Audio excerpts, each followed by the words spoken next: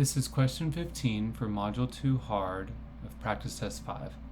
In the given system of equations, p is a constant. If the system has no solution, what is the value of p?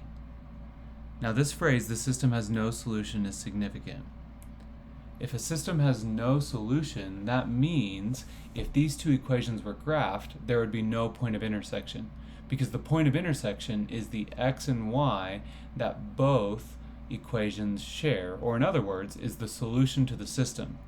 So if I put these equations in terms of x and y, that would be 6 plus 7y equals px, and 7y minus 5x equals 5x plus 11.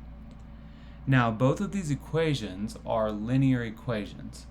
And so if these two lines have no solution, that means they do not intersect. And two lines that do not intersect are parallel lines. And parallel lines have the same slope.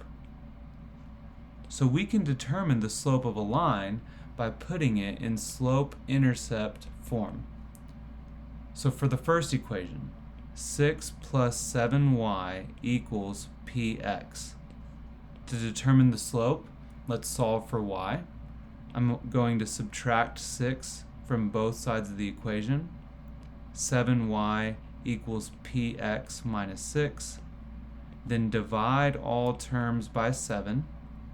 So y equals p over 7x minus 6/7. So the slope of this line is p over 7. So m equals p over 7. So to determine the slope of the second equation, 7y minus 5x equals 5x plus 11. Let's solve for y by adding 5x to both sides.